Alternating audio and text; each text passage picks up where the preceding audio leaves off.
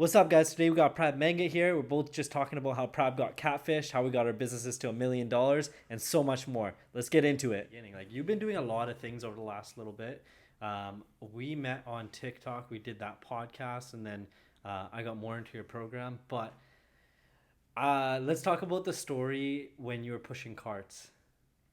I heard about that story when you were pushing carts. You were working retail, and you were like, "Fuck this," pretty much. Yeah, they like Canadian Tire right there across the street.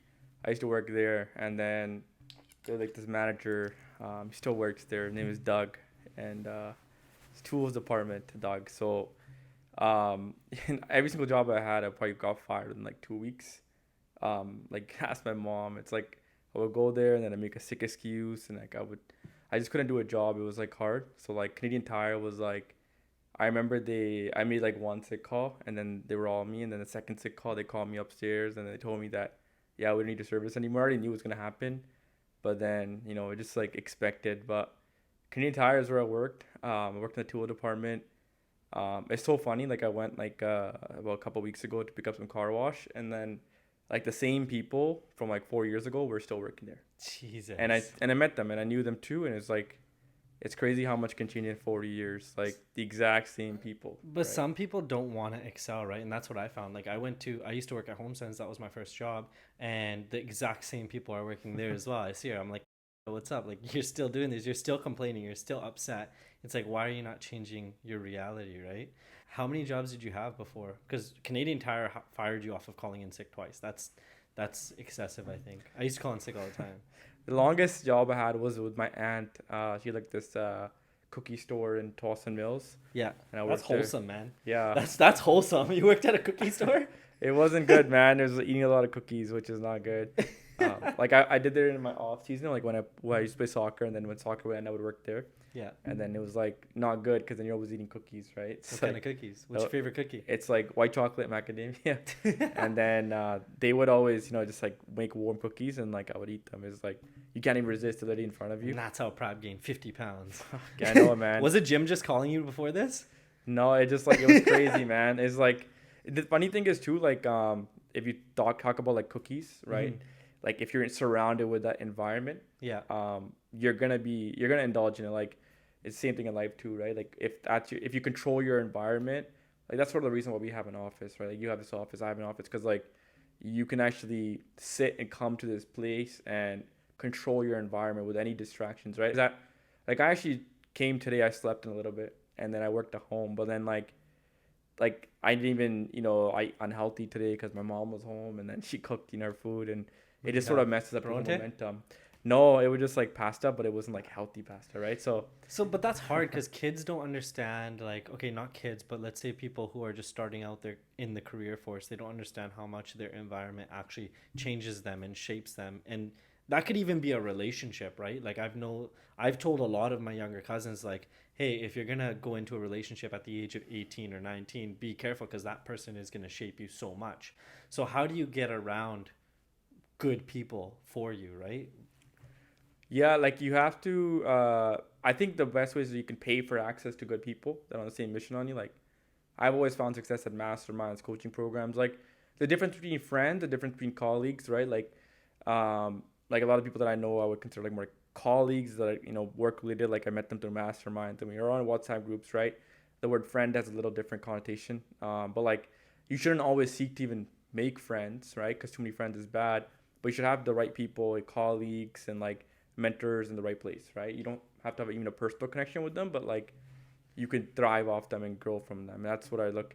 And I've always had success paying for access to those kind of environments. So let me ask you this then. Do you have any people in your life that don't serve you? Yeah, but I think naturally, just because of the way I work, um, like naturally, I cannot make the time for them, even though I'd want to, and then it just sort of parts ways that way, Yeah, that's what's been naturally. happening to me a lot. Like, Yeah. it's like, okay, if we can't do business in some form or if we can't benefit each other, and it's not always benefiting me, it's like, okay, how can we work together to expand and become greater than what we are right now? And if there isn't, it's like, I don't know what that relationship's going to be based off. What, laughs and having drinks and chilling out?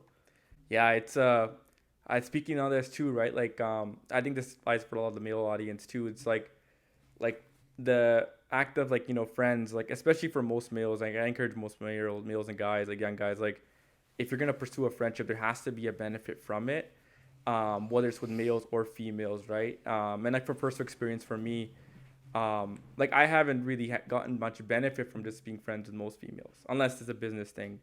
So I just With like, females, yeah, like just like I general don't think any friends. guys should be friends with women. Yeah, it There's doesn't work no out. reason. Yeah, I don't think there's any reason for guys to be friends with girls unless they're trying to hook up with them. that's true. That's it. I think that there's a waste of time for both parties, especially as like, man, you're trying to chase your purpose, and like I feel like you should be aggressive in cutting out things that don't serve you. And like it's just like, in the end of the day, 5 years from now, 10 years from now, you don't want that to be the reason why you didn't hit your goals.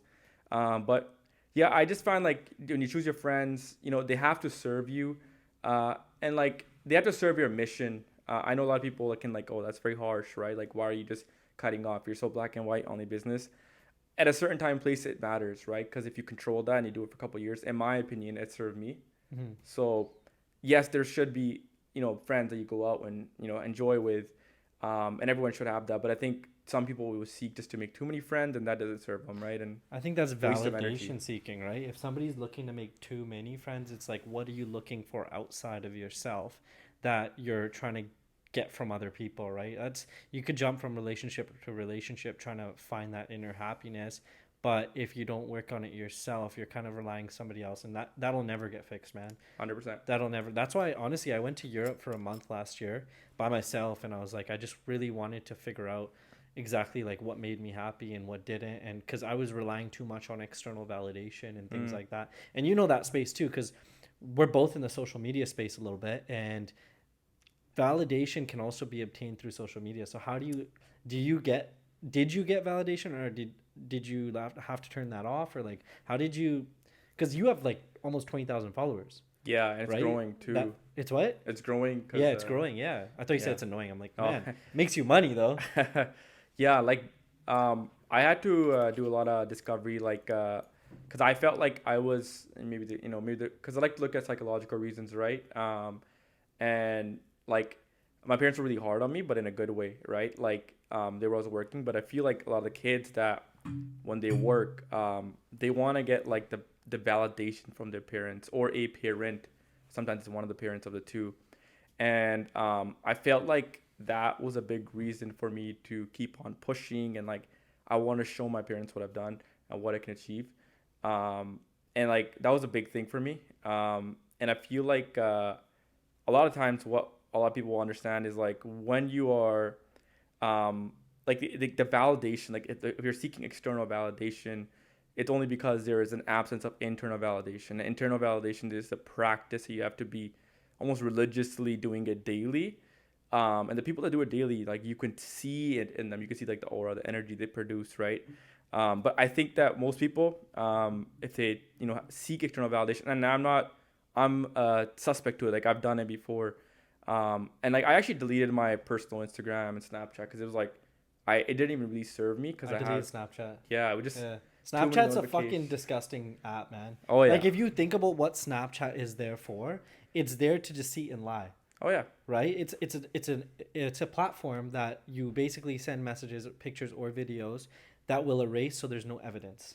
And the thing is like too, like I feel like you're expending energy on it and attention, and like attention is your most important currency in this world, and you're giving attention to things that don't really sometimes deserve attention, but like also don't need attention from you, right? Like when, let's just talk about from a dating perspective.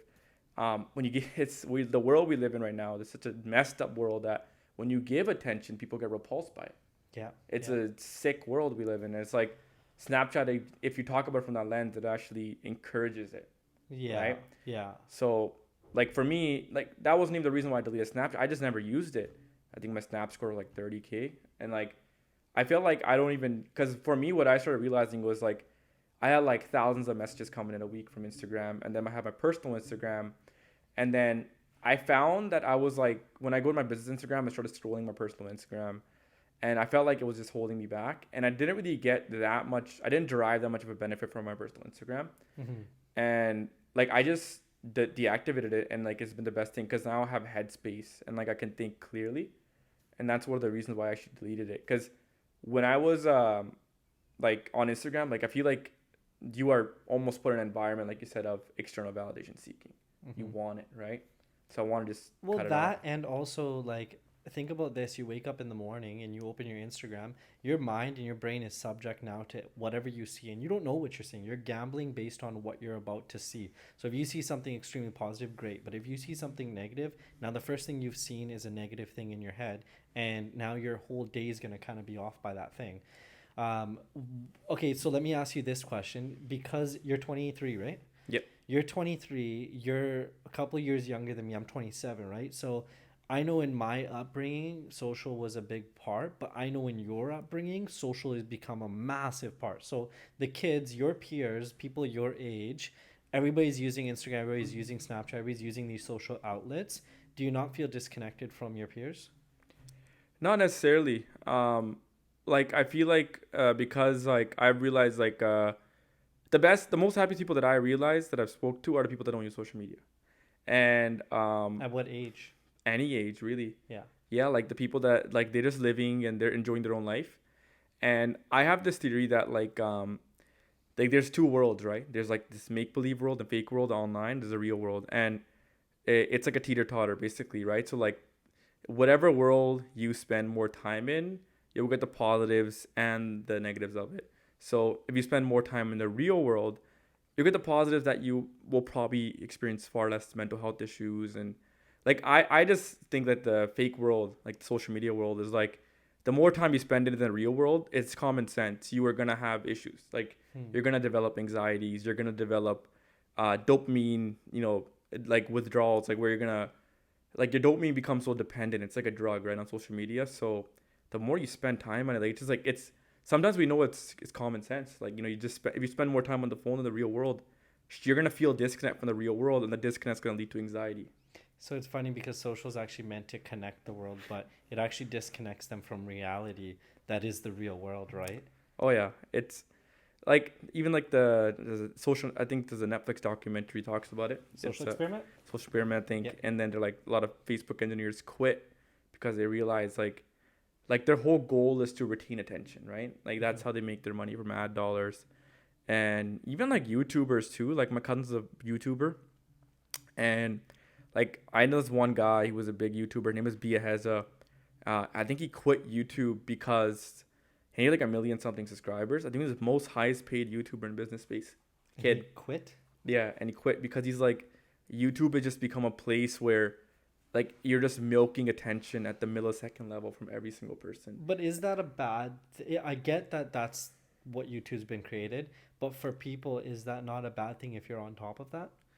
For him as a business owner, I mean, it's not really a bad thing because he mastered that. But like, I think he didn't derive any value from it anymore. Like I think he already made his millions, and he's like, okay, you That's know what, like, yeah, on that's to like the something else. rappers, right? They make so much money and they kind of disappear. Some people love the attention, some people love the fame, but some people just want the financial resources to do whatever the fuck they want to do. 100%. That's kind of like that's where I'm at. I honestly, I'm gonna disappear in probably 5 years. That's my goal. Yeah, I think that a lot of people do that. Like I know that people like in my space, it's like in a high ticket online space. This like people make the couple million and they just like disappear off the planet of the earth. Like, cause like they get into other things, right? I don't think I see myself to think it's because like my goal is to grow my YouTube audience and like monetize that. But maybe in the future, like, I think there's like just a kill switch, just like, all right, turn off, deactivate all the social media profiles and just go off the map. When you work, like I know you work a lot. I mean, I see you here at like 12 o'clock at night. I see the stories, all that stuff. When you work, you're working really hard. Do you ever shut off? Yeah, like I feel like I've struggled with recently with working like with deep work. Um I don't know why that is. Like I felt like in my younger years like 18 to 22ish, like when I just hit 23, like I was working really really hard, but I wasn't working that smart. And now like I feel like there's a disconnect cuz my whole personality was working really hard, and I feel like I derived that like even from like soccer. Like I was just a hard worker. I was like not really talented, like, but I was just working harder than everyone. I was relying on hard work, and I carried the same thing into business. But the thing is, up until like 22, I work extremely hard. But then when it came to like age 23, I was like, okay, I can't just keep working hard, right, forever. And then I had like this identity crisis because like I was like, you know, 23 hit, but I'm not working hard anymore. I felt like I wasn't like working hard enough, and because I attributed working hard to making more, but that wasn't. I had this relation at 23. It's not really working hard. Like working hard will get you far. Now I just started like working really smart, and now I still like. It's hard to get used to it because I'm used to working super long hours, and now I'm actually not working as much, How many and hours a week do you work? not as much as I used to, man. Like I work like maybe 4 to 6 hours a day, Yeah. and like I don't have to actually work Everything that goes on much. autopilot for you, right? Sort of, yeah. Yeah. Like You have I to just work have to like take an hour a day. 2 hours a day, I would say, Yeah. and then that's it. Like that's all I have to work. But like, that will only maintain the business. It won't actually grow it, right? Mm-hmm. So that's the thing. Like people are like, oh well, why don't you just stop working? Well, it's like, what are you gonna do then? Like you're 23 years old. You can't just sit at home all day. You do get bored. Like it's like, even in retirement, I feel like you get even more bored because you can't do half the things you could have done when you're younger. Like at our age right now, we're prime, man. Like we can do whatever the fuck we want. We can go to Europe for a month. We can go buy a car. We can lease it for fucking 60 months. Like whatever it is, like we have so much opportunity with our health right now. And if we don't use it, I feel like it's kind of a waste. That's why I'm trying to do more and more over the next little bit. I think yeah, like personally, like I always feel like I'm happiest when I'm pursuing something. Like I feel like if I'm stagnation, then I get depressed. Like I have to consistently set a goal and conquer it. I think that's in like a male's biology to do that. So do you think females don't need to do that or don't want to do that? No, I think females will. Everyone has a career focus, and I might be wrong. So like I think that like from biology from previous like civilizations, I've always just seen that the male has been like the hunter, and then the female has been more the nurturer, and I Okay. just seen like that. And then again, like it depends on the place, the world you live in. Like in the Western world, that's sort of in many places reversed that role. So let's ask you this question. I don't know if you've thought about this enough because you're only 23, but when you get married, if you get married, if you want to do that, what do you want your wife's role to be? I'm gonna leave it up to her. Like I don't want to impose a certain thing on her. Like if she has a goal with her career and ambitions, pursue it.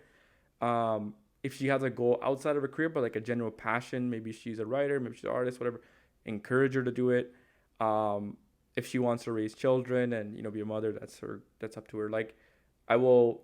I definitely will want to have kids, and I expect like for me, I would be working a lot of the times, and I will do my fair share. But I feel like um, I want to be. I always see myself as more of a provider, Right. and that will always be my role. I feel like, and then whatever my partner wants to do, I'm gonna encourage her to do it.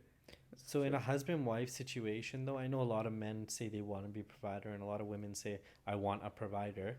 How do you not cross the line of like being a provider from just fully taking care of a person and like them relying on you and them just like kind of being like, oh, this is my sugar daddy. yeah, that's a good it's question. it's a tough like teeter totter again, like you say, right? Like I know people that like. Here's the thing. Like so, Alex Ramosi had a podcast on this too. Alex Ramosi, He's right? dope. Yeah, I'm Yeah, chapter 12 in his book right now. his podcast is sick, and he was talking about this. Right, he's like, he knows many people that are married, and they have that like 60-year-old husband with like a 25-year-old wife, and they're happy in their own ways, right? Mm-hmm, mm-hmm. And they don't mind, and like that sugar daddy basically. Now if they're happy, then it doesn't affect me in any way. And if some people, I don't think that would be me. I would want to grow with my partner together in our own ways, or maybe together. Like Alex Hormozy, he wants it to be like, that's my ride or die. We're gonna build our empire together, and that's his thing, and that's what he said. So I feel like it depends on every person.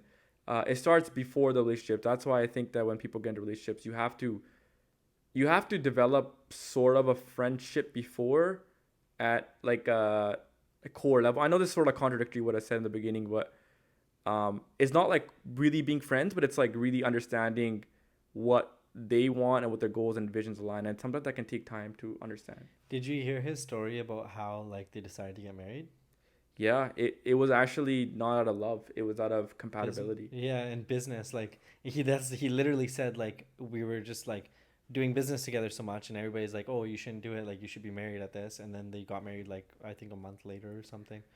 What do And you think about that? those kind of marriages typically work better. Like, I You mean, think so? That's how our parents used to do it, yeah, right? That's like literally arranged. Like, okay, this will work. This is compatible. Families are compatible. Let's do it, right? It's a yeah. partnership. Because it's like there's marriage is like not just the affection or intimacy. It's just like there's so much more moving parts. Like, I mean, fundamentally, I believe at least some people have different definition, but I believe that people get married to raise children and to have the best possible chance for offspring to succeed.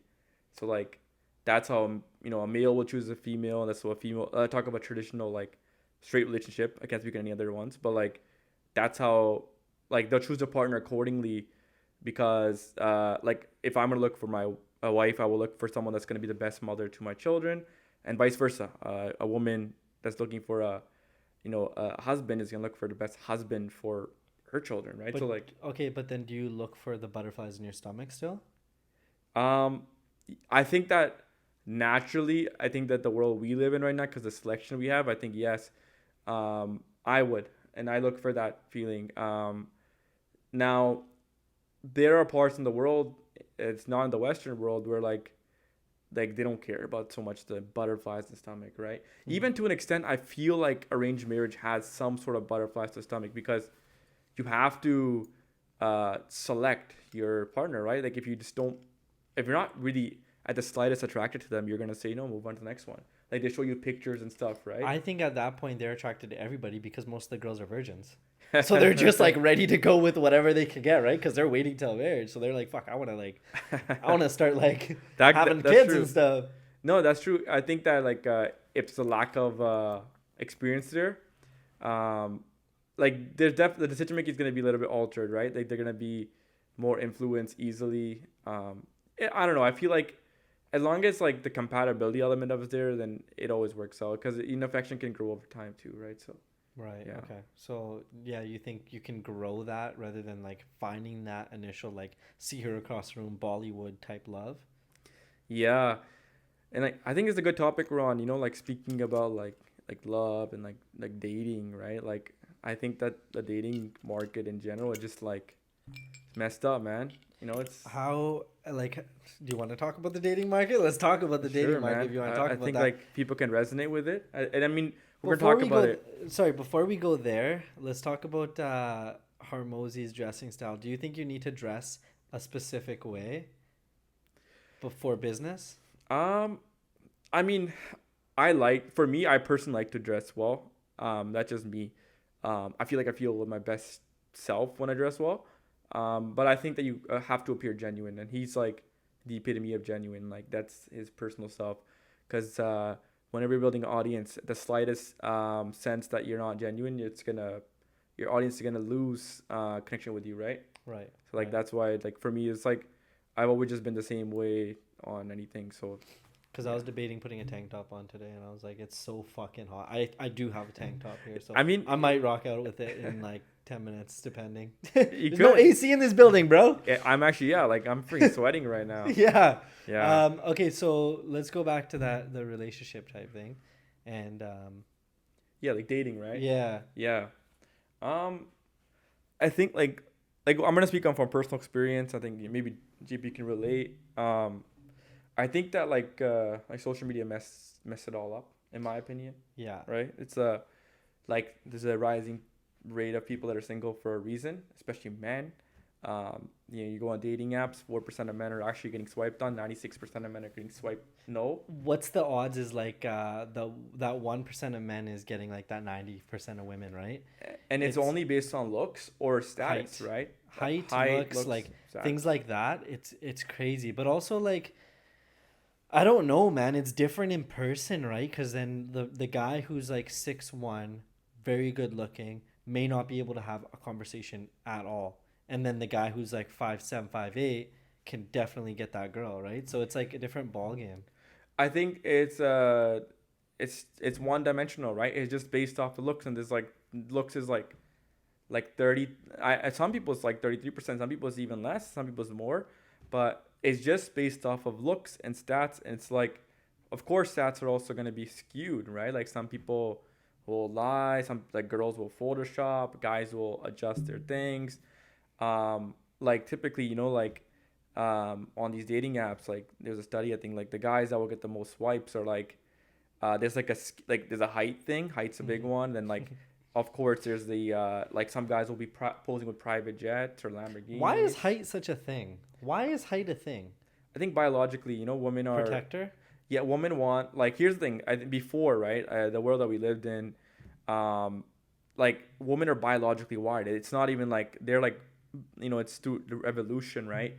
But nowadays, the world that we actually live in, with height, height's not even like a determining factor. Like yes, in a fight you'll probably be help, but if you know how to fight, like it doesn't really like before. If we're like let's just say like back in like the knight's age or something, right? Mm-hmm. It was all physical battle, right? Like that would be the one that determined his status because women are hypergamous, right? So the thing is that height dictates power status. But nowadays in today's world, like look at some like the most billionaires, not even like Jeff Bezos, right? It's like How tall is Jeff? probably less than 6 feet for sure. I think but like that doesn't dictate it. So like Grant's like Cardone. 5'8".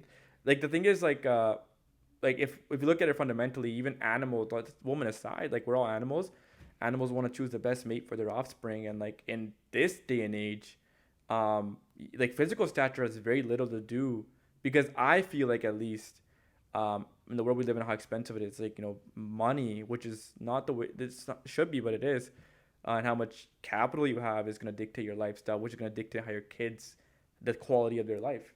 So that's a big conversation then, because then do you look at their bank account before going out with them? Because it's like, okay, now we're not looking at physical attributes because that's what would have protected a woman back in the day. Now we're looking at financial resources, right? Financial resources, status, right? Status, social status, or like there's actual general capital in terms of status.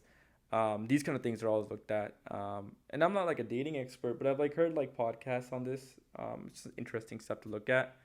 But yeah, I think like nowadays, like like they say, like for example, like there's like let's just say like there's like one girl and she just graduated high school or college, whatever it is, and like now, like let's just say she turns 18, like there's like rappers DMing them, right? So they don't need Like to they're work. flying them out. Yeah. They don't need to work. Like imagine like T.I. or like Lil Wayne DMs you, you're a girl. Hey, I'll provide you everything. It's only gonna cost him like 10K a month. He doesn't care, right? He's got money to blow. And like the other thing is too, like I actually met this girl in Mexico. We were just talking to her. Drake followed her, like he follows her, right?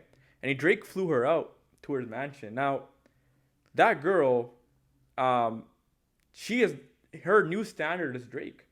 So anyone that's underneath She's Drake, mentally fucked. Imagine being the guy she dates after that.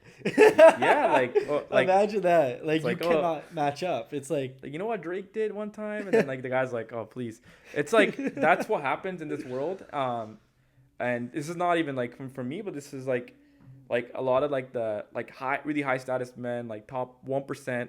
What actually ends up happening is like they will like date casually with women, not like seriously, and then what ends up happening is women get a tainted idea in their mind that this is the man that I can, like this is my status of man, and that's what's leading to this whole like worldwide dating issue, like where like people are like there's like a stats are decreasing of people marriages, and like it's crazy. That's one of the main things. But okay, firstly, Drake apparently brings every girl to his house in Toronto. That's one thing. But the other thing is like women think that, okay, sure, Drake flew her out, banged her in his mansion, whatever he did, right?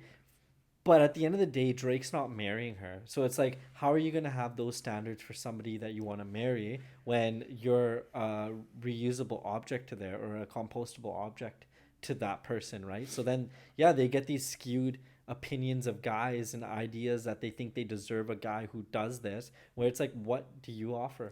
Yeah, that doesn't really make them high value. Like a lot of girls will say, oh, I'm high value because of that. But I feel like high value is the complete opposite of that. Right? What do you think a high value woman is then? Like I'm changing. Continue talking. All right. In my opinion, like it's like the feminine, like the divine, like the just the feminine energy they give off, and like they're very to themselves. Like they're not out there, and like they just very goal driven and oriented, and like they do their So how do you thing. find that out before you like start talking to them? You almost like you have to find out the communication, and like of course social media can give a lot of clues away. But I think that like a lot of people that I've always seen is just like going out and like asking the right questions and seeing it from the same page is probably the best way to see. But I don't like to like treat people like a checklist, right? Like for me, I always found that like treating people like a checklist is not the way to do it. So I am so much comfier, bro. You should have brought a tank. Okay, so you can't treat people like a checklist. After how long? I've always had this thing in my mind, kind of this rule that I thought like girls don't really show their true colors until like 6 months later. Do you feel like that's true? yeah, sometimes I'm amazed, when someone's a stark difference between the first date and the next couple of dates. Yeah. It's almost like like you go on a date with someone and it's a completely different person on the first date, and then Have you been catfished? yes, I have. What happened? Tell me the story. I want to know this catfish story. I mean catfish, like there's been like girls that will like send you snaps, and it'll be older snaps, so like you can save them and then you can send Like them 50 pounds ago? yeah, like 50 pounds ago. And then Oh, like shit. not to be rude, but like it just like it's a little bit deceptive to the other person. I think it's extremely deceptive, and I think if that happens, I mean, you should like record the date and expose them like creep catchers. That would be. Remember That's creep extreme. catchers back in the Yeah, day? yeah. I know That that. would be sick. No, That would be I crazy. happen. I think that like I would just like respectful, and I mean we still like I feel like they were a good person genuinely. Like I went to go eat with them, but like I think physically just like I wasn't attracted to them, and like that was a big thing for me, right? Like, Is that your first date go to eat food? yeah, I really like just do eat because the thing is like it just for me it's just like relaxing. I just love going to restaurants. I know a lot of people like are like, oh, don't go to a restaurant first date, but like You know why? It's because it's an investment of time. Like that's like yeah, imagine they catfish you, and now you have to spend this whole hour with them eating food and like getting to know somebody that you're like, okay, peace out. But at that point, yeah, I try to turn it into a business opportunity. It's like I remember I went on a whole. It was funny. I treated dating like a business at one point because like when I got single, I'm like, okay, no, I do want a relationship. I do want children. I want all that. So I'm gonna set up 15 dates this week. So I went on like coffee, I went on like dinner, I was just fucking running around. I'm like, okay, no, this is not the way to do it. yeah. But I would try to do it quickly so that I wasn't committed to that amount of time with that one person, so I didn't have to like sit there, right? Yeah, I think that like the for me I've taken the approach of like I know some guys would like to spray and pray like because it's numbers like just many dates, Spray and pray. spray and pray just as many dates as possible. But Well, that's dependent on what you want out of the dates, right? It's like if yeah, you're just trying to sleep with a bunch of girls, you don't even have to go on dates anymore. You just send them an emoji and they're good to go, right? yeah, it's I feel like for me it just like I just like want to make sure that like I really do vet before like FaceTime and everything, and then make sure that both of our times are not wasted, right? Yeah. So yeah. Yeah. So where are we meeting these people now? It's surprisingly I get like Instagram DMs for my business Yeah, page. you have 20,000 followers. Yeah. You're gonna get a bunch of. So Yeah. okay, let's go And to TikTok too. that. TikTok as well. Yeah. TikTok's like kind of weird though because people have a lot of fake accounts, right? Yeah. So do you feel like how do you I guess hedge against the fact that like you show success on social media but you don't want girls to kind of like be with you for that? Yeah. I think that I can tell right away when like if some girls are like they know their worth, and they know that like you can see the energy, and like they don't just want to be with you, like they're almost like they are making you work for them, Hmm. but like they know their worth, and they have their own career goals. Like that's like for me it's like I love that. But like for me sometimes I'll just go on one date, and then like girl will be completely head over heels in love with me and just bomb me on my phone, and like Yeah, I sort of see that as like yeah, they might just be just for the money, right? And it's like it's a juggling act. Like you can't always tell. It's kind of like clients, to be honest, is like when I get real estate clients for like my real estate business, if they're too easy to get, it's something's wrong. Something's always Yeah. wrong. The deal's always fucking chaotic. There's always like a cousin who's an agent who's trying to do the deal as well. It's so weird, man. So it's funny. Dating and business are so similar, right? 100. It's yeah. I mean, if you look at it from a perspective of like appointments, show up rate, Yeah, you compare it that you way. can, and that's exactly how I thought of it during that time. So Yeah. it's crazy. But okay, so what if like, yeah, I guess, do you like, okay, no, my question was, do you like the chase or do you like being chased? I feel like I don't have the time to chase, to be honest. And personally, my theory on this is like biologically men are bigger than females, right? Bigger, And like physically? yeah, like physically, right? They're Okay. bigger than females, and All right. like if you look at it from a just like a first principles, viewpoint, like if a bigger object chases a smaller object, it's gonna run. So if a guy chases, they always run. Whereas, like Jeez. I've that's never how. heard it like Yeah. that. So That's a cool way to hear it. if a girl would, it naturally makes sense. Now, of course, a guy should pursue, not chase. Like the guy should make it known that yes, I have an interest in you. But like it typically, if it just like in the world we live in right now, and I don't want to sound like a dating coach. I'm not qualified to speak on it. This is my own personal experience. Um, I just feel like if a guy chases his passion and purpose, um, like you will have the interest of women. Like nonetheless, you will always have it. But I feel like the guy should do is it's not just like a toxic game. Encouraging you. I'm just saying, make it known and pursue and say like I am interested, and ask for a date, and if no, then move on. And many times I've actually seen that like you will sometimes like they always come back is what I've seen. Yeah, once you're doing well, they do. I think like, what do you think about this? I think that men should chase their purpose and get what they want and then try to get a girl afterwards, because I've just known now naturally, having had worked on myself, is that the quality of woman that you get when you are higher end and you've worked on yourself is way better, right? Like I remember in like my early days when I just started my business, and like I was just kind of like not really doing much. It was great. I knew exactly what type of girls that I would get on these dating apps. But now if I went on it and like the personality online, the cars, the fun stuff, the traveling, all that stuff, it's just girls want to be around that Yeah. more, right? So it's like, do you think that guys should work on their purpose and become a high value man or become a man of many successes before trying to get a woman so that they can actually kind of lock down a really good woman? Yeah, it's like a non-negotiable in my Yeah. opinion. Like Yeah. especially for guys, and it's um, like the thing is like this is like a lot of people disagree, and like I think this topic that we're speaking about, it's like a lot of people, it's a fragile topic. A lot of people don't sit well with it, but like keep in mind that some of the stuff that we're talking about just from personal experience, and we may not even be right. And like the thing But that's is, an opinion, right? yeah, it's an Everybody opinion. can have an opinion. Correct. And whether or not, I don't think any, because what is right and what is wrong?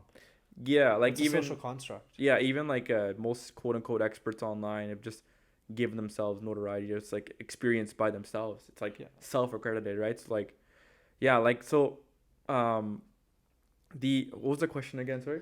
Um, like, do you think a guy should increase his value before trying to get a woman so that he gets a better quality woman?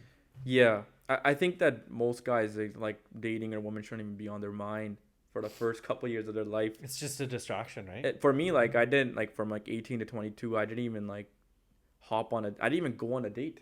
Yeah. Yeah. Like I wasn't even like on Instagram messaging girls. Like that was not me, and I feel like that was the most like that was the best time of my life in terms of growth. Like hmm it's like you just don't think about it. Yeah, it's because you're focused. If yeah, those are like prime years, right? It's make or break. Your habits are built. Testosterone's high. It's freaking Yeah, running. You just test is gotta- high. You're not like, yeah, I don't know, man. You have so much time, right? Yeah, it's I think that my go-to like I live my life by a couple of mantras. One of them is like if you do what everyone else is doing, you're doing it wrong, or you're gonna get the same result as them.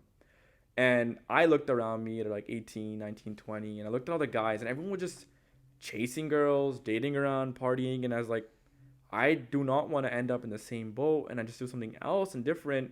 I will get a different result, and even if I don't get a different result, I will still be happy knowing that at least I gave myself a shot, and that's exactly what I did for like. If you need to do it for 3 to 5 years, your life can change. Even 1 year, Mm-hmm. but I started doing it, and like like lo and behold, it worked out in my favor, right? So like, yeah. Everything can change in 1 year. Let's talk about another story that I heard about you is the like fact check. I have like background information on you. So the time where you guys were waking up, you and your partner Jazz were waking up at like 3 o'clock to make calls on the East Coast. Um, what what made you do that, and how did you like have the drive to? So basically, you want to tell everybody the story of what you guys used to do because you probably know it better than I do. Yeah, like we had an office in about 30 minutes away, Burnaby. We work, and then we would literally wake up like 3:30 or 4, be out of the house by like 4:30 or even 4, and get to the office before 5. That was the goal. And we always got there. We got extra Before large 5. before 5. When people wake up at 5, before 5, pitch black, literally get an extra large coffee from Tim Hortons. It was always a regular coffee, one cream, one sugar, wired on the way there. And I kid you not, we would start cold calling in the morning. And like we start like at 6 a.m. cold calling. From 5 o'clock to 6, it would just be sort of like, getting in the zone, checking admin email. 6 a.m. hits, 9 a.m. on the East Coast, start cold calling. So what were you saying? Just Because like you're we were, running Generate, right? yeah, we were still running generated leads, and Yeah. like we didn't have that much capital, and we were cold calling to sell our service, and like we would get cussed at and tell people like to f off, and like it was demotivating, and like we did it, and I literally have videos still of me like sending Loom confirmation reminders, and Nice. like freaking like from 4 years ago, and it's like my eyes are like having bags underneath them, and like I'm probably gonna post them one day. It's like You embarrassing, but should, like man. You should. That's yeah. inspiring. I heard that story the other day, and I was like, "Fuck, I'm a piece of shit. What am I doing, man? Waking up at like 6:45. Like, I felt like a piece of shit, right? I'm like, man, I should be working harder, right? How did you push past? Because I know you just talked about like the amount of hate that you got. You probably got successes as well from that, right? Which is why you were doing it. How did you manage that, the negativity? Um, Honestly, like the negativity was just part of the game. Like so, like we were doing sales for the most part, right? And that was like the negativity, and like we just looked at it from a pure robotic sense, like put the reps in, right, in and out, and like Grant Cardone motivation, that kind of Yeah, stuff, yeah, like yeah. numbers game, right? So like that was how we viewed it, but like we never got like any actual negativity until we started marketing through our personal brand, and like that's when I started my Instagram page and TikTok and everything. That's when we truly got negative, like haters online, and like I think that we haven't got a crazy amount, but like TikTok is where that's where the trolls reside, man. That's where they live. It's because they're all under fake names. Why do you think you got more hate under your personal names rather than a company? Because you're Um, still a personal face on the company. yeah, but like even at the company level, like we ran ads from the company name, and like some of the ads weren't even me with it. When we actually started running ads with me in the company, then yes, we got a little bit hate. But when it was just me purely, like all the ads right now are from my personal brand, that's when the hate comes in. So before you were just running ads with like the generic like writing and no like face, no people behind it. Yeah, we're just like very corporate, and like those ads, yeah, they work, but they're not as potent, they're not as effective as like personal brand you in the ad, right? Plus, like I feel like I just like and this would probably go for you too, but like whenever I have an ad or like I just like I look different from everyone else in the high ticket space. Like I'm just like a brown guy with a beard, and like you don't see much of that, and like it's like a different identity. Um, Do you think that's a good thing or a bad thing though? I think that it definitely like what they say in marketing is like you attract who you are. So like yes, naturally we will attract more folks that are similar to me, but just on the same side, if we were to hire actors for our ads That's what I was gonna go and to have many next. different faces, and we will do in the future, you will hit a different segment. Like if you hire like a 40-year-old white mom of like the kids, right, you will probably hit that audience, right? If you hire an African American actor, you will hit that audience. Like it's just how it There's works. a reason why Nike does that, right? Yeah. Nike does so many different diverse ad campaigns, and it's really cool, honestly, this space that you're in where you become a marketer and you focus on like demographics and things like that. Like it's really cool, man. Yeah. It's fun. But so do you think that you'll do that in the future? Hire Yeah, different people? Yeah. definitely. Yeah. The goal for our company right now is like grow through personal brand. really focus on the quadratic and compounding parts of the business, like YouTube and like agent attraction is one of the things we're looking into, and like those things are compounding, and I never looked into it up until this year really. And then eventually when those are going right, I want to slowly remove myself from my business and like have a faceless brand. Like that's the goal. Enterprise it. Yeah, and like maybe have multiple faces, or like Nice. have someone else step up and be the face, whatever it is, right? Yeah, Because and my goal is to do something bigger than this after. Like I feel like for me, like when I was with generating leads with just agents, I felt like my impact was capped. Now the impact's bigger. I mean, this it's not a coincidence why like the following's growing and everything, and I want to do something really big. Like I feel like I just can't sit still. Like yeah, this company will go on and like do $1 million a year, but like once this is done and like maybe in 4 or 5 years, I don't know. Like you can't even tell what's gonna happen in 4 or 5 years. I might be have sold all these company and gone to the next thing and do with like a software company. I just don't know. The one thing I do know is that I'm gonna focus relentlessly on YouTube, and I'm gonna own that audience, because that is like the goal in this day and age. You own a YouTube audience. Anyone that's have a monopoly, they're like that's what they have. yeah, that makes sense. What do you mean it was capped with generate agent leads? Like, what made you feel like it was capped? Because obviously, I'm starting something like that as well, right? Well, not necessarily capped. Like it's like the way I looked at it is like I looked at the companies and I wanted to monetize my skill set of real estate marketing to multiple markets, or at least have the ability to do so. And I felt like I wanted to have the ability to sell to multiple markets, and that's why I wanted to get into this model. It wasn't necessarily capped per se. I mean, we could have scaled it to $1 million a month, um, but given all of our offers and our plans, it made most sense to take the same product and same skill sets and sell to multiple different markets. Because that way we can hit like the Renegade audience, we can hit the REMC launch audience, we can hit the DIA audience, and we can also hit like if in the future we might really launch Expert by the Secrets again. But the goal was have the community and network effect established, and then also the back end would sort of be the same, like the same natural back end for all different offers, different ticket prices, different avatars, but same natural back end. Yeah. What was Renegade again?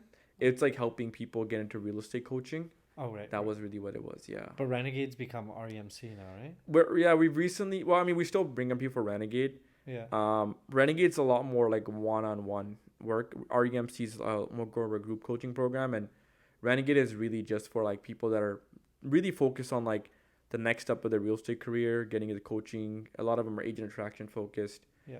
REMC is more of a beginner, first 10K month online, 30K month online type of business model. So, yeah. Right.